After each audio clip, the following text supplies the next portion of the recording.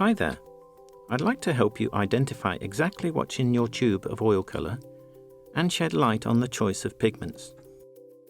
The labelling on Winsor Newton tubes has information on the pigment or pigments used in the colour's formulation. Here's French ultramarine, which is labelled as containing PB29, an abbreviation of Pigment Blue 29. This number is not specific to a particular hue of ultramarine blue. As you can see, ultramarine blue green shade is also referenced as Pigment Blue 29. So it's a standard reference which actually encompasses all ultramarine blues by all manufacturers. Here we've added titanium white to illustrate the difference in hue bias. But this reference is really useful in showing me that the colour is comprised of a single pigment.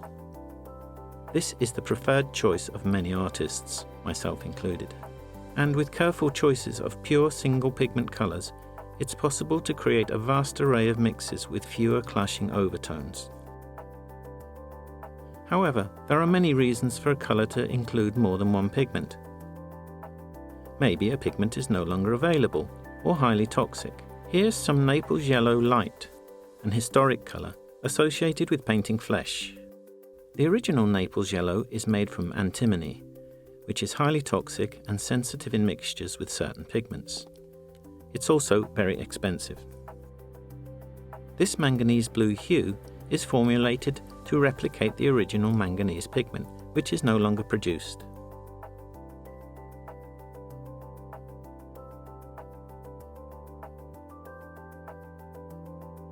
Sometimes a single pigment lacks the required balance of hue bias, which is why the decision to formulate from two pigments is made. This Cadmium Orange is carefully formulated from two pigments to achieve the perfect balance between red and yellow bias. Sometimes formulations address gaps in available single pigment offerings. The range of green source pigments available is fairly limited, and so careful formulations offer a wider number of permanent greens.